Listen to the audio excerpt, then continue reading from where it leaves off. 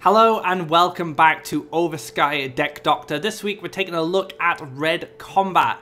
This is a great deck to climb the ladder, so if you're looking to get to God rank this weekend, I'd highly recommend this deck. It has been performing exceptionally, not only on the ladder, but also in competitive play as well. This is a mid-range deck that uses combat creatures to gain additional Faeria, such as the Underground Boss and Brigand, but also has powerful removal tools that are offered in the red colour. So very, very strong deck if you'd like to climb the ladder. So I definitely recommend giving this a go. So we're going to go through all the cards and the deck and find out what they do, so you have all the tools you need to pilot this deck successfully. So let's get into the cards and see what they do. As usual, we will go through the card analysis to start things off. We'll take a look at the combat creatures. Underground Brigand, it's a 2/3 for 3 Faeria, not bad stats. Costs 2 mountains, but combat gain 2 Faeria. So if this creature is in combat once, it becomes a 1 Faeria creature.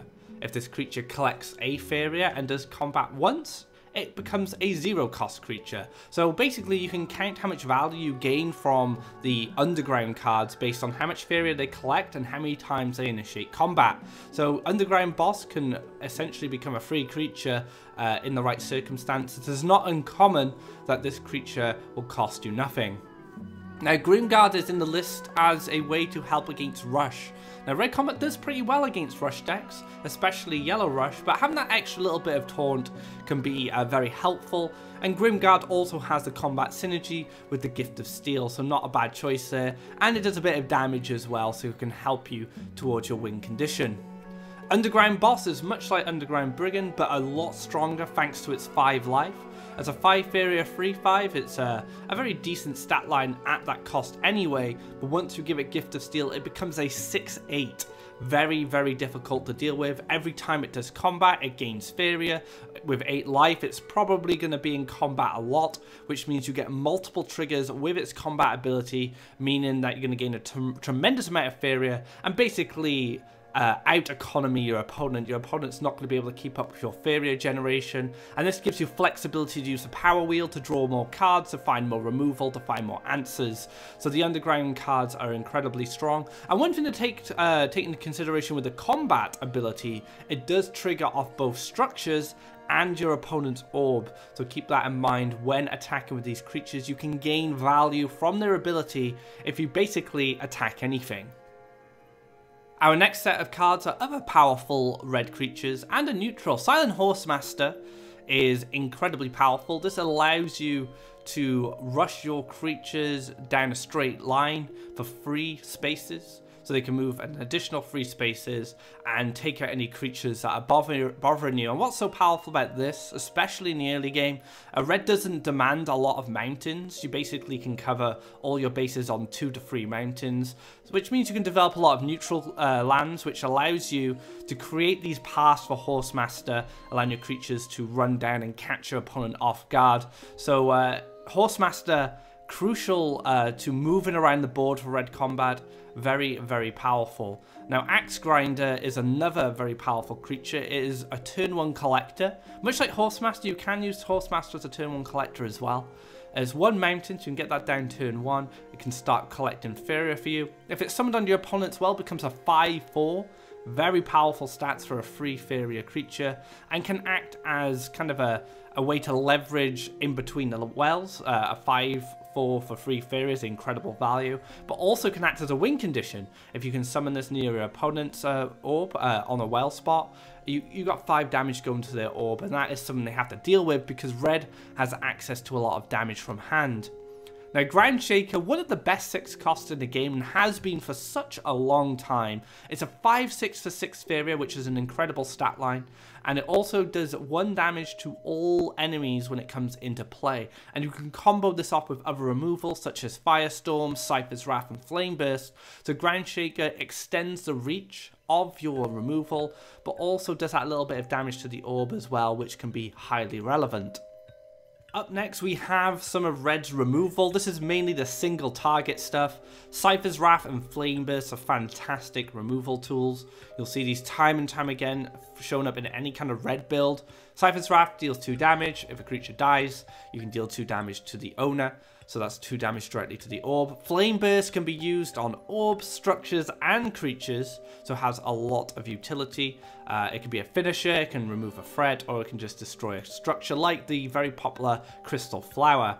Now, Bomb Slinger, it's a bit more interesting because Bomb Slinger requires you to be adjacent to your target if you want to deal the 4 damage. So this means you have to set up your mountains in good spots to make sure Bomb Slinger has a lot of reach. Bomb Slinger is actually one of my favorite red cards because I like that you have to be adjacent, so it means you have to set up your lands in advance if you want to get some good targets. And one thing to consider about Bomb Slinger as well, he deals 4 damage when he comes in, but he's also a 4/1 as well, which means that's an additional potential 4 damage just from the creature alone. So Bomb Slinger actually has a reach of 8 damage if the creature survives, which can be very powerful when taking care of high life threats. We've covered the single target removal. Let's look at the area of effect removal, or AoE for short. Firestorm, 6 Faeria, 3 mountains, so one of the more pricier cards in land cost. Deal 3 damage to all enemy creatures. Very simple, there's a one of in this list. And that's because Garadan exists. So we have 2 opportunities to deal AoE damage. Firestorm is a cheaper one when it comes to Faeria, but doesn't give you a creature, whereas Garadan is a 6/6 fly-in charge 2 and deal 3 damage to all enemies. So both cards are very similar, it's just that Garadan gives you a 6/6, and that 6/6 is very powerful, can double collect very easily with its charge 2, and just a general nuisance. And one thing is, Garadan might seem a bit pricey at 10 Faeria, but when you have creatures that give you Faeria when they go into combat, it's very easy to pay for, so I wouldn't worry too much about that. But if you need to wipe a board, if you need to deal a lot of damage to multiple targets, Firestorm and Garadan in combination with other removal effects like Ground Shaker, Cypher's Wrath, Flame Burst, can have a devastating effect on your opponent's board. Last but not least, we have 2 remaining cards in the deck. We have Gift of Steel. This card is incredibly powerful in combination with the combat creatures we talked about earlier. You can make your 2/3 Brigand a 5/6, your Grimguard, which is a 2/5, into a 5/8 with Taunt, or you can turn your boss into a from a 3/5 into a 6/8. So that extended life is generally more important than the attack, especially on the combat creatures that give Faeria, because it means that they can get multiple combat triggers off, giving you more Faeria back. Now this is a 2-of in the list, and the reason is because I feel that sometimes Gift of Steel can be a bit clunky, so I want to limit that clunk by reducing its the amount of Gift of Steel's in the deck. Now, you can add another Gift of Steel. I've added 2 Grimguards. You can just run 1 Grimguard, but I wanted to make sure that you guys had a decent matchup against Rush. If you find that you're not playing against a lot of Rush, don't be afraid to take out a Grimguard and add another Gift of Steel. Cypher, Blood Tyrant, a very powerful legendary card that snowballs out of control if it's able to destroy creatures and absorb its stats. Now, Cypher is generally a creature that needs to be answered quite early, especially with cards like Horsemaster that can give it charge free and give it access to a lot of the board. So you'll find that Cypher is mainly got a big target on his back because a lot of players will not allow him to stay in play, but that's fine. As a 5 Faeria 5/6, you get good stats for a good cost. And if he is allowed to roam and start clearing creatures, his ability is very powerful and your opponent must answer that. So Cypher, although it's not a priority to keep alive, it's just a kind of a luxury card and just forces your opponents to answer it. So that covers the deck list. Let's take a look at the Mulligan. Very, very simple. You want to find a collector for either turn 1 or turn 2. Horsemaster and Axe Grinder act as turn 1 collectors. Horsemaster is a good keep as well because it can allow you to influence the board in the early game, especially with your combat creatures like the Underground Boss. So Underground Boss is a good turn 2 play, especially if you're on the Explore. You can go Mountain, Explore, Mountain into the Underground Boss, and then your opponent has to be very cautious of either Gift of Steel or Horsemaster because that could be very devastating for them. Other options could include Underground Brigand, it's a turn 2 play, and Ground Shaker is another turn 2 play, so anything that costs 2 mountains, if you can keep a hold of that, could be very useful. You can start your collection as early as turn 2. Flame Burst is also a great keep. It can hit a lot of creatures and, you know, start taking care of their harvesters from afar. Water Elemental is, say, like a great target for the Flame Burst Outland Rangers. There are a few targets you can hit with this, so if you can keep a hold of this with a creature, it's probably worth it. Now last but not least, if you do have a combat creature going into the start of the game, Gift of Steel can be absolutely devastating for your opponent, so keep a hold of that for your Boss, Brigand or Grimguard to extend their power and take control of the early game. Now we've been over the deck list, let's take a look at the cost. 11 commons, 11 rares, 6 epics and 2 legendaries, totaling at 1,395 Memoria. Now the main bulk of this deck's cost does come from the legendary cards Cypher and Garadan, so if you don't have access to them, there are some good replacements. You can add like another Grimguard, you could add a Firestorm for Garadan, they both have the same effect, but Garadan obviously gives you the 6/6. Now the epics are very crucial. The Ground Shakers are very important epic cards. Probably the most important epics in the deck. I'd craft these before I'd even consider crafting any of the legendary cards. Whereas the rares and the commons are going to be very easy for you to get. Bomb Slingers, you can use Firebomb instead. That is an alternative until you get enough Memoria to craft them. So it does look quite pricey, but the legendaries usually make up a bulk of that, and there's not too many epics, so if a deck has a lot of epics, that's where the core of the price comes from. So if you prioritize those Ground Shakers first and find alternatives to the other epics, you'll be just fine. One thing to note, there are no Oversky cards in this, but you could add the Cap 10 if you wanted.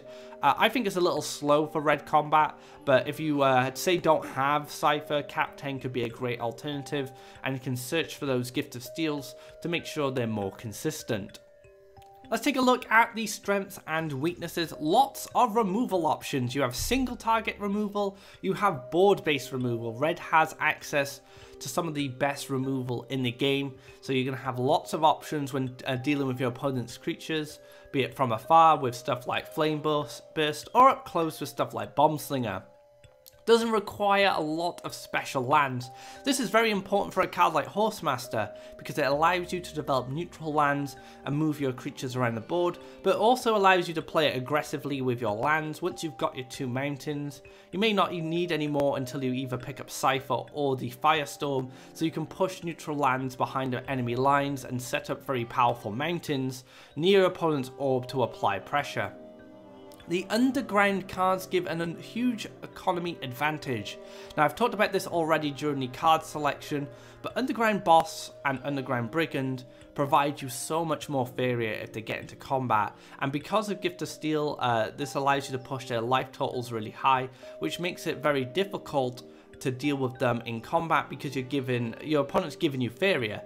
Now the more Faeria your opponent gives you, the more cards you can draw and the more removal options you can find. So underground cards have a lot of potential to snowball because the more they get hit, the more Faeria you're going to get, and Faeria is basically the premium resource of this game.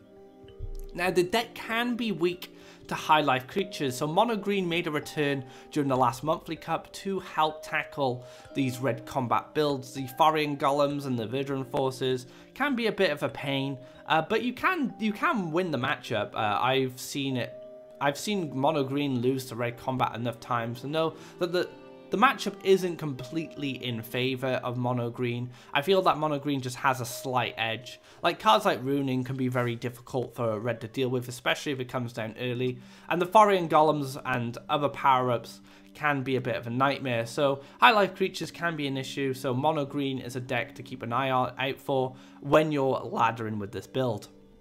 Relies on initiative to use removal effectively. Now what do I mean by this? Initiative is when you are the commanding player in board, when your creatures can act and attack before your opponents can.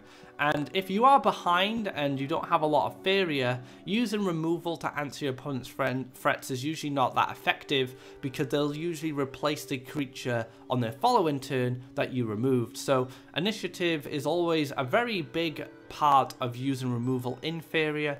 A very good example is using Last Nightmare. It's a 6 Faeria hard removal card, which is great, it can kill anything. But if you have no creatures and you only have 6 Faeria, removing your opponent's creature probably isn't worthwhile because they'll just play another one.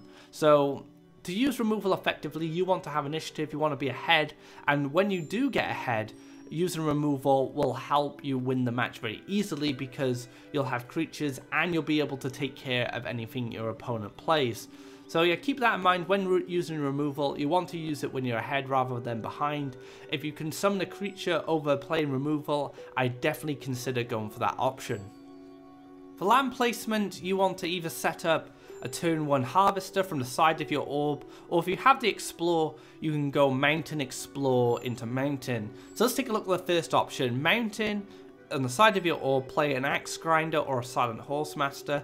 Then you can push up double neutral because you won't need another mountain immediately, and then you can develop your other mountain into the well. So this is a great way to take well control, as it will be a priority of red combat. Now, if you're playing on the explore, you can go mountain, explore, mountain, and then have a great avenue to attack from your well with your combat creatures or whatever creature you decide to play, using either horsemaster or using the gift of steel. So yeah, that's basically what you want to do. You want to take control of 2 wells, one of them being your opponent's, one of them being your own, apply pressure up the board, eventually get an aggressive mountain near your opponent's orb, and then go for the win. And this will be your key game plan unless you're playing against Rush, and then you can build from the side of your orb, take control of your own wells, and then just remove your opponent's threats until you can push some double neutrals up the side and get an aggressive mountain down.